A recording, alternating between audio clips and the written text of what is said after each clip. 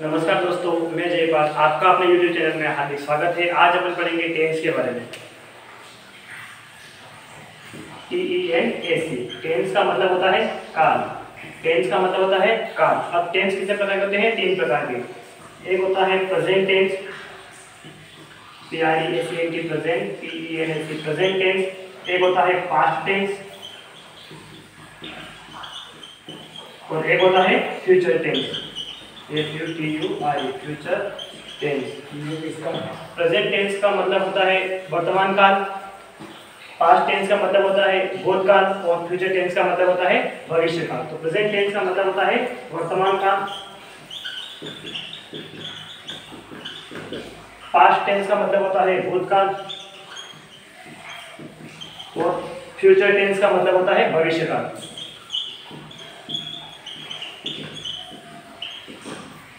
और इन तीनों टेंस के प्रत्येक टेंस के 4 भाग होते हैं।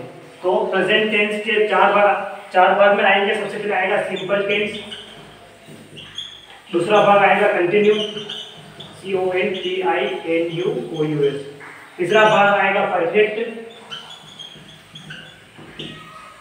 और चौथा भाग आएगा perfect continue, PERFECT perfect, CONTINUOUS। पहला भाग है सिंपल टेंस, दूसरा है कंटिन्यू, तीसरा है परफेक्ट और चौथा है परफेक्ट कंटिन्यू टेंस। तो अपन पढ़ेंगे पहला भाग प्रेजेंट सिंपल टेंस।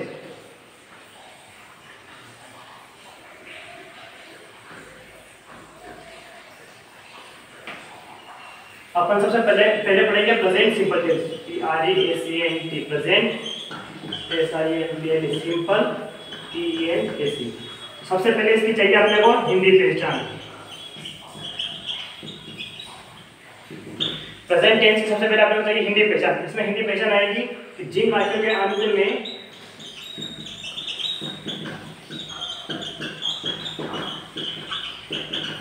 ता है, ते है और ते है आदि शब्द आते हैं,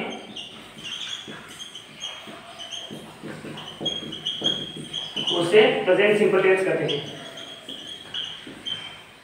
प्रेजेंट सिंपल टेंस कहते हैं। अब ये इसकी हिंदी वर्जन हो गई कि जिन वाक्यों के अंत में ता है, ती है या ते है आदि शब्द आते हैं, उसे अपन प्रेजेंट सिंपल टेंस कहते हैं। अब इसके लिए चाहिए अपने को फॉर्मूला। अब इसका फॉर्मूला है सब्जेक्ट प्लस वर्ब की फर्स्ट फॉर्म प्लस एस या ईएस प्लस ऑब्जेक्ट। अब सब्जेक्ट का मतलब होता है कर्ता, वर्ब का मतलब होता है क्रिया और ऑब्जेक्ट का मतलब होता है कर्म।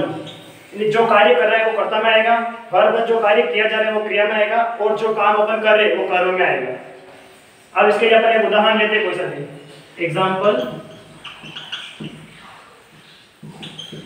जैसे कि मैं स्कूल जाता हूँ। इसमें अब लोग हिंदी पहचान थी लास्ट में कि जिन वाक्य के अंत में ता है, ती है आएगा, तो यहाँ पर आया ता हूँ, यानी मैं स्कूल जाता हूँ। ये प्रेजेंट सिंपल टेंस का सेंटेंस है। तो सबसे पहले क्या आएगा? सब्जेक्ट आएगा, सब्जेक्ट है मैं को बोलते हैं अपन आई। उसके बाद आएगा वर्ब की फर्स्ट फॉर्म, वर्ब है जाना और जाना की फर्स्ट फॉर्म आएगी गो। अब इसमें ए से ई जुड़ना है, तो ये जो यहाँ शब्द लिखा हूँ उनमें ई जुड़ेगा, जैसे CH, SH, O, X, इन सब के साथ क्या जुड़ेगा? ये वर्ब है, ये वर्ब के अंत में आनी चाहिए। कहाँ पे आनी चाहिए? वर्ब के लास्ट में। ये वर्ब के लास्ट में शब्द आएंगे तो वहां पर क्या जुड़ेगा? ES जुड़ेगा। क्या जुड़ेगा? ES जुड़ेगा।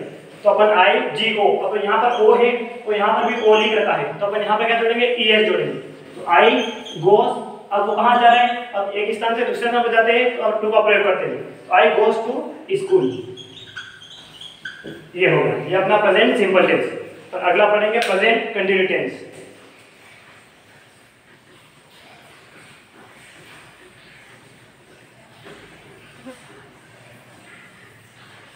अगला है अपना present continue tense, CONTINUOUS, present continue tense. अब वही इसकी हिंदी पहचान, जिन वाक्यों के अंत में क्या क्या आएगा? रहा है, रही है और रहे हैं। जिन वाक्यों के अंत में रहा है, रही है, रहे हैं आदि शब्द आते हैं, उसे अपन प्रेजेंट कंटिन्यू टेंस करते हैं। हिंदी पहचान रहा है, रही है और रहे हैं। अब इसका वही फार्मूला सबसे पहले आएगा सब्जेक्ट, फिर उसके बाद आएगी हेल्पिंग वर्ब प्लस वर्ब की फर्स्ट फॉर्म, उसके साथ आईएनजी जुड़ जाएगा, फिर ऑब्जेक्ट आ जाएगा।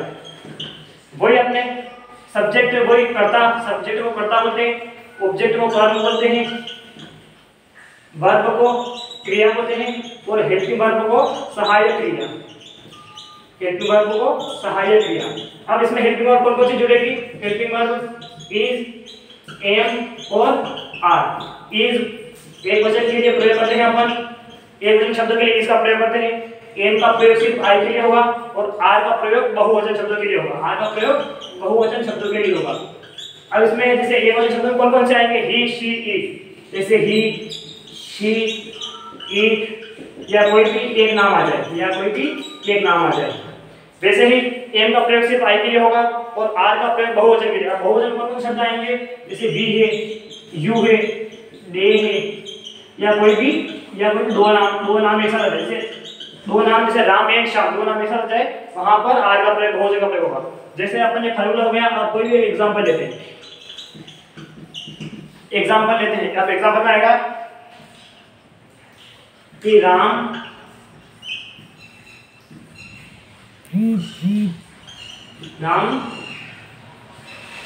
खेलने जा रहा है। आया कि इसमें रहा है, इस सेंटेंस में आया है रहा है, और इस अपने हिंदी प्रेजेंट क्या थी? रहा है, रही है और रहे हैं। इसमें आएगा सबसे पहले सब्जेक्ट, सब्जेक्ट क्या है? राम, राम। अब सबसे सब्जेक्ट हो गया, अब हेल्पिंग वर्ब जुड़ेगी इसमें, तो राम एक वचन में है, एक वचन में अपने क्या आएगा? Is, Ram is.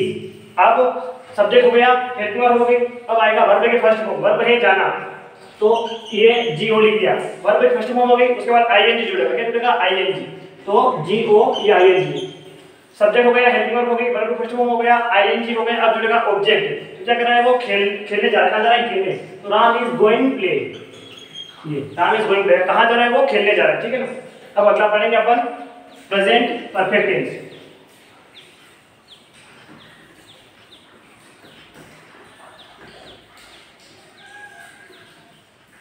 अगला है अपना present perfect tense, PRFECT perfect tense. अब वही इसकी हिंदी पहचान, जिन वाक्यों के अंत में चुका है, चुकी है, चुके हैं, चुका है, चुकी है और चुके हैं, जिन वाक्यों के अंत में चुका है, चुकी है और चुके हैं आएंगे, उसे अपन प्रेजेंट परफेक्ट टेंस करते हैं। अब वो इसका फॉर्मूला क्या है? फॉर्मूला है वही subject plus helping verb plus verb की थर्ड फॉर्म प्लस ऑब्जेक्ट। वही अपने सब्जेक्ट को बोलते हैं कर्ता, हेल्पिंग वर्ब को बोलते हैं सहायक क्रिया, वर्ब को बोलते हैं क्रिया, ऑब्जेक्ट को बोलते हैं कर्म। ये हो गया, अब फॉर्मूला हो गया। अब इसके बाद आएगा एग्जांपल, कोई सा भी एक एग्जांपल। अब इसमें हेल्पिंग वर्ब कौन सी आएगी? हेल्पिंग वर्ब आएगी हेज और हैव। हेल्पिंग वर्ब कौन सी आएगी? हेज और हैव। अब हेज का प्रयोग करते हैं एक वचन के लिए और हैव का प्रयोग करते हैं अपन बहुवचन के लिए। एक वचन में वही शब्द अपने ही, शी या कोई भी एक नाम, और बहुवचन में आएगा अपने वी, यू, दे या कोई भी दो नाम। ये अपने इसमें आ जाएगा, हेज और हैव का प्रयोग में आ जाएगा। अब अपने कोई भी एग्जांपल लेना है, कोई भी एग्जांपल लेते हैं अपन, कोई सा भी है, जैसे कि वह प्रतापगढ़ पहुंच चुका है। अब सबसे पहले आएगा सब्जेक्ट, सब्जेक्ट क्या है? वह, तो वह के लिए ही का प्रयोग, ही। उसके बाद सब्जेक्ट हो गया, उसके बाद हेल्पिंग वर्ब हेज और हैव में से यहाँ पे क्या आएगा? हेज, क्योंकि यहाँ एक वचन है, तो ही, हेज। उसके बाद क्या आएगा? वर्ब की थर्ड फॉर्म, तो वर्ब थर्ड फॉर्म क्या है? पहुंचना। पहुंचना को अपन इंग्लिश में बोलते हैं रीच, क्या बोलते हैं? Reach, REACH। फर्स्ट फॉर्म में रीच, सेकंड फॉर्म में आएगी रीच्ड, REACHED। थर्ड फॉर्म भी सेम ही है, तो he has reached, REACHED। He has reached. अब वो कहां पहुंचा? प्रतापगढ़। प्रतापगढ़ स्पेलिंग क्या है? PRATAPGARH। तो ही हैज रीच्ड प्रतापगढ़, यानी वो प्रतापगढ़ पहुंच चुका है। अब अगला टेंस अपना प्रेजेंट परफेक्ट कंटिन्यूस।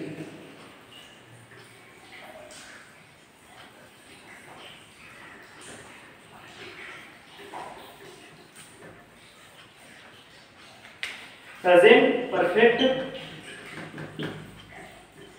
कंटिन्यू।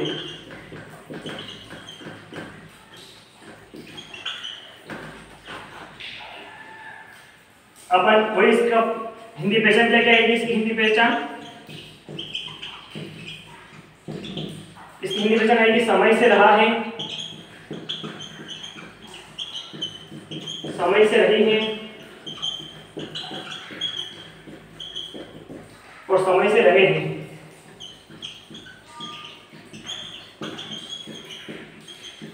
जिन वाक्यों के अंत में समय से रहा है, समय से रही है और समय से रहे आएगा, जिस किसी भी वाक्य में अंत में ये आ जाए तो कौन सा टेंस आएगा, प्रेजेंट परफेक्ट कंटिन्यू टेंस। अब वही इसका फॉर्मूला क्या है, सबसे पहले आएगा सब्जेक्ट, उसके बाद हेल्पिंग वर्ब, हेल्पिंग कौन कौन सी थी, हैज और हैव, हैज और हैव, उसके बाद वर्ब की फर्स्ट, उसके बाद बीन जुड़ा, क्या जुड़ेगा, उसके बाद बीन प्लस वर्ब की फर्स्ट फॉर्म, उसके बाद आईएनजी, उसके बाद ऑब्जेक्ट, ऑब्जेक्ट के बाद यहाँ पे दो जुड़ेंगे, S I N C, since या फॉर का प्रयोग, फिर उसके बाद टाइम जुड़ जाएगा। अपने प्रेजेंट परफेक्ट कंटिन्यू टेंस में सिंस, एक तो सिंस को जुड़ेगा, उसके बाद टाइम जुड़ जाएगा। यहाँ पे कहना है हिंदी में समय से रहा है, समय से रही है, यानी इसमें समय जुड़ रहा है। अब इसका हेज का प्रयोग एकवचन के लिए और हे का प्रयोग बहुवचन के लिए, बहुवचन के लिए। एक वचन में आएगा वही अपने शब्द he she it, he she it या कोई भी एक नाम, और बहुवचन में आएगा वी यू दे या कोई भी दो नाम, दो नाम। अब सिंस और फॉर का प्रयोग, तो सिंस का प्रयोग कहाँ होता है, सिंस का प्रयोग होता है निश्चित समय के लिए, सिंस का प्रयोग कहाँ होता है, निश्चित समय के लिए, निश्चित समय के लिए सिंस का प्रयोग होता है। और फॉर का प्रयोग, फॉर का प्रयोग अनिश्चित समय के लिए, अनिश्चित समय के लिए, अनिश्चित समय के लिए। अब सिंस में तो हो गया फिक्स टाइम, सिंस में क्या हो गया, सिंस में फिक्स हो गया और फॉर में अनफिक्स हो गया। वही अब इसका क्वेश्चन एक उदाहरण लेते हैं।